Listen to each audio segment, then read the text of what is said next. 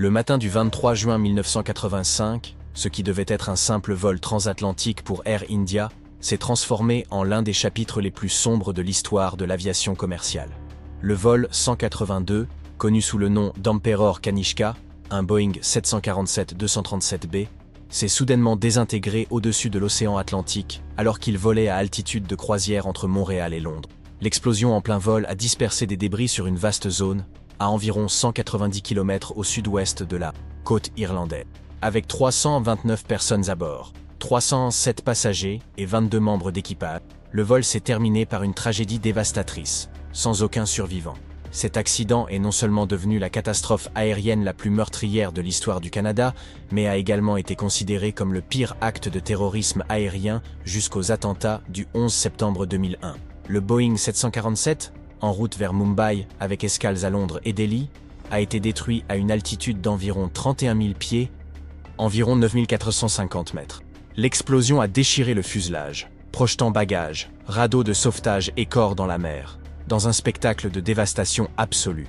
Mais l'histoire du vol 182 a commencé bien avant ce matin d'été fatidique. Ses racines remontent aux troubles politiques qui s'intensifiaient au Pendjab, en Inde, où le mouvement séparatiste Khalistani prenait de l'ampleur après des événements traumatisants comme l'opération Blue Star de juin 1984 et les violentes émeutes qui ont suivi. Des groupes militants sikhs, comme le Babar Khalsa, complotaient pour attaquer des symboles de l'État indien, et Air India devint une cible stratégique.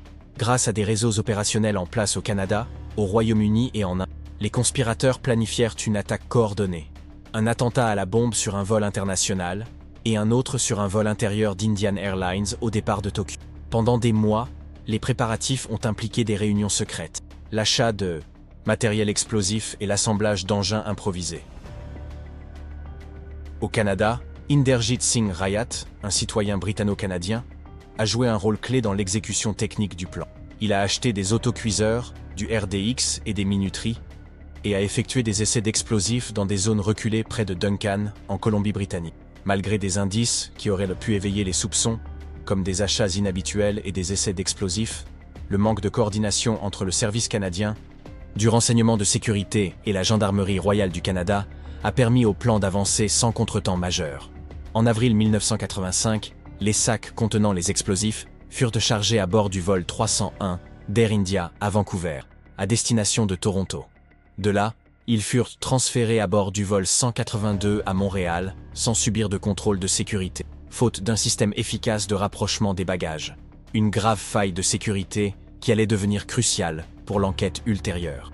À 19h14, peu après le départ de l'aéroport international de Montréal-Mirabel, l'une des bombes, dissimulée dans la soute avant, a explosé avec une force dévastatrice. L'explosion a arraché la partie supérieure avant du fuselage. En quelques secondes, l'avion s'est désintégré au-dessus de la mer d'Irlande. Il n'y a même pas eu le temps d'envoyer un appel de détresse. Les contrôleurs aériens n'ont enregistré que la perte soudaine du signal du transpondeur de l'appareil, suivi d'un silence douloureux qui a résonné jusqu'à Mumbai et Delhi, où les familles attendaient avec anxiété l'arrivée de l'homme. Les opérations de sauvetage et de récupération ont commencé immédiatement après la localisation de l'épave par les unités de recherche. Des navires de la marine irlandaise, accompagnés de navires des pays voisins, ont ratissé les eaux à la recherche de survivants et, malheureusement, seuls les corps et les fragments de l'avion des P-3 Orion de la marine américaine ont également participé aux recherches, mais ont été rapidement démobilisés lorsqu'il est devenu évident qu'il n'y avait aucun survivant à secourir. Des pêcheurs locaux et des patrouilleurs récupérèrent des gilets de sauvetage, des effets personnels et des fragments de fuselage, tandis que les morgues de Galway et de Kinsale se préparaient à la tâche ardue d'identification. Au cours des semaines suivantes, les équipes médico-légales recoupèrent minutieusement l'ADN, les dossiers dentaires et les effets personnels des dépouilles, rendant 47 corps à leurs familles au Canada, en Inde et au Royaume-Uni avant juillet 1985. Dans les mois qui suivirent, le Bureau canadien de la sécurité aérienne, BCSA, et les autorités indiennes lancèrent des enquêtes parallèles sur les causes de la tragédie. Les premières analyses médico-légales ont rapidement mis en évidence une explosion de bombe, et non une défaillance mécanique ou un défaut structurel. Des composants d'autocuiseurs, des fragments d'un dispositif de minuterie et des traces de RDX ont été retrouvés dans le champ de débris. Les enquêteurs ont reconstitué des parties de la cabine et du compartiment de chargement à partir des débris collectés afin de documenter la propagation de l'explosion, concluant définitivement que la détonation provenait du compartiment de chargement avant. Malgré les preuves accablantes de terrorisme, l'identité des auteurs est restée inconnue pendant de nombreuses années. La pression sur les autorités canadiennes pour traduire les responsables en justice s'est intensifiée et, en janvier 1986, Inderjit Singh Rayat a été arrêté après que les enquêteurs ont retracé l'achat des composants de la bombe jusqu'à un reçu de synthoniseurs radio à son nom. Sa coopération ultérieure, marquée par des révélations et des rétractations, a mené à d'autres arrestations, dont celle de Talwinder Singh Parmar, un fugitif vivant en Inde, et de 2 autres suspects au Canada, Rupudaman Singh Malik et Ajaib Singh Bagri. Cependant, la complexité juridique, les conflits de compétences et les normes de preuve strictes exigées par la Cour suprême ont rendu les poursuites judiciaires difficiles. Au début des années 1990, Malik et Bagri ont tous deux été acquittés des accusations de terrorisme, les juges invoquant un doute raisonnable quant au mobile et à l'opportunité, tandis que Parmar a été tué lors d'un affrontement avec la police indienne en 1992. Le procès de Rayat a lui-même suivi un parcours tortueux. Après avoir initialement plaidé non coupable des accusations de meurtre, de complot et d'homicide involontaire, il a changé son plaidoyer pour celui d'homicide involontaire en 2003, en échange de son témoignage contre les autres personnes impliquées. Rayat a admis avoir assemblé les bombes, mais a affirmé qu'il ignorait qu'elles seraient utilisées pour attenter à la vie humaine. Condamné à 15 ans de prison, il est devenu la seule personne jamais condamnée pour cet attentat. Leur récit contradictoire et la crédibilité mise en doute lors de leur déposition ont encore brouillé la perception du public selon laquelle justice avait été rendue. Il a bénéficié d'une libération conditionnelle en 2016, puis d'une maison de transition en 2017, ce qui a relancé le débat sur l'adéquation de la peine pour un acte aussi odieux.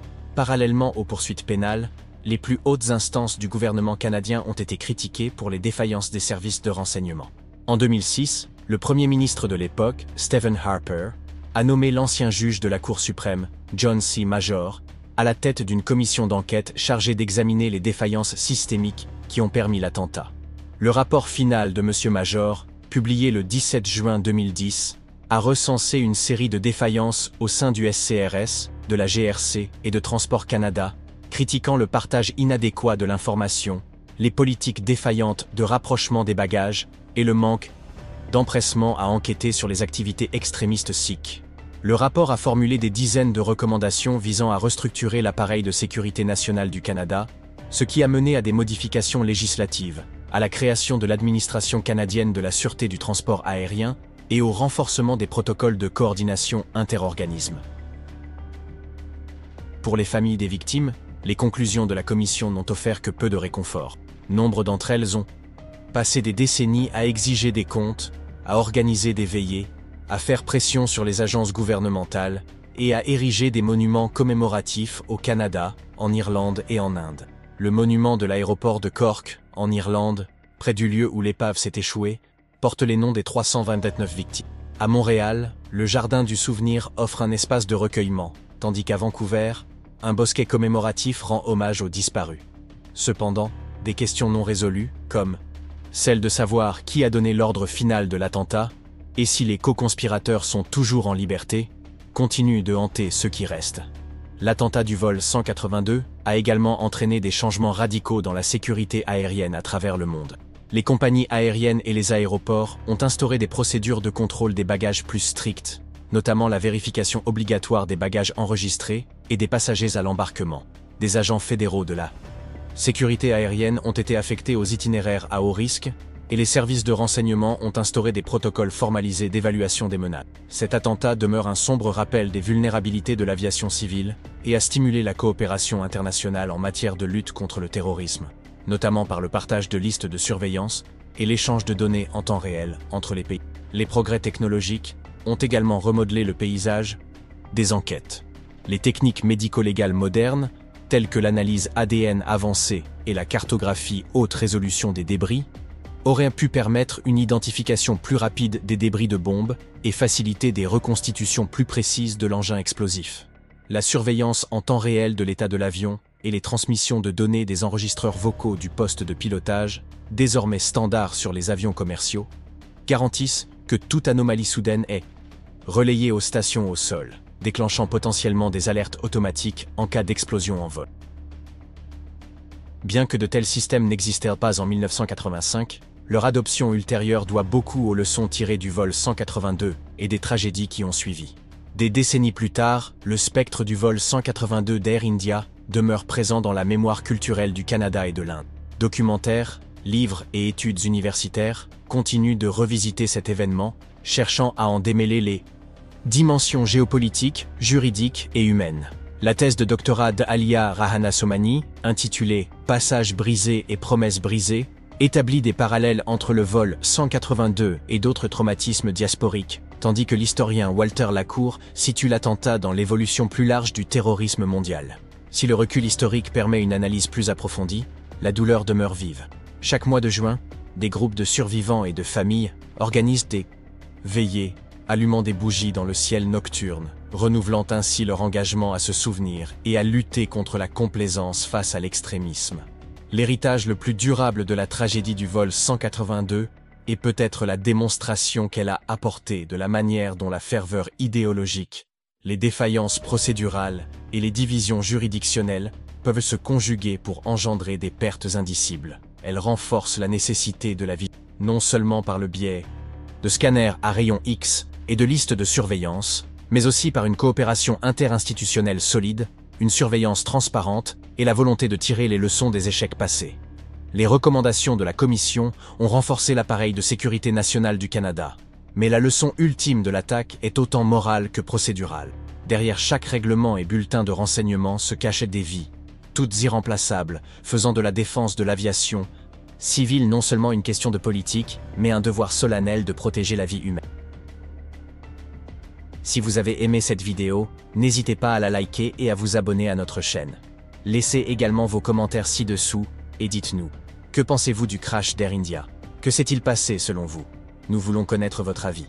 Merci d'avoir regardé et à la prochaine.